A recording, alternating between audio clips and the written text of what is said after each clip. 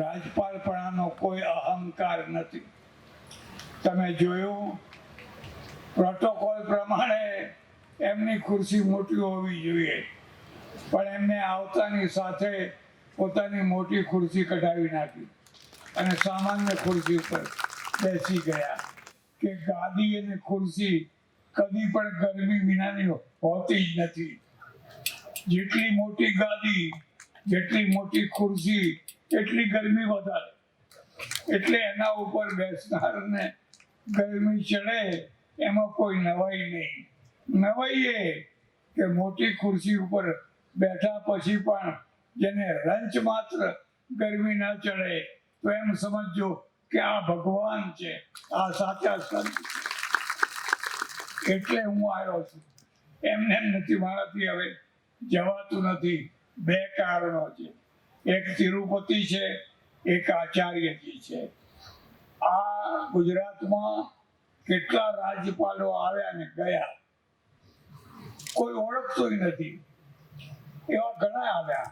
આ એક એવા રાજ્યપાલ છે કે આવતાની સાથે એમણે માત્ર ખુરશીની સત્તાનો લાભ લેવાનું ચાલુ ન કર્યું, પણ ગામે ગામ કાર્યક્રમોમાં જઈ પ્રાકૃતિક ખેતીનો ઉપદેશ આપવાનું શરૂ કર્યું. ખેડૂતના દીકરા છે અને એમણે જોયું કે સૌથી મોટામાં મોટું કોઈ કામ કરવાનું હોય તો ખેડૂતોનો અને ખેતીનો ઉદ્ધાર કરવાનું કામ કરવાનું છે.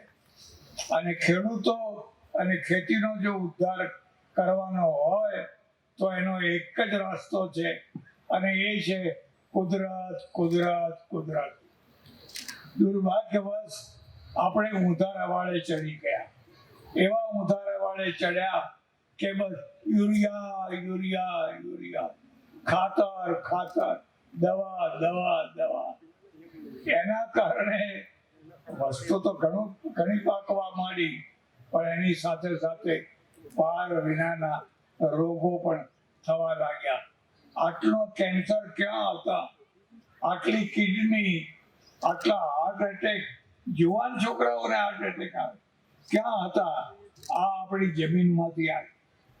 કારણ કે જમીનમાંથી જે દવાઓ ગઈ એ અનાજમાં આવી, અને અનાજમાંથી ભોજનમાં આવી.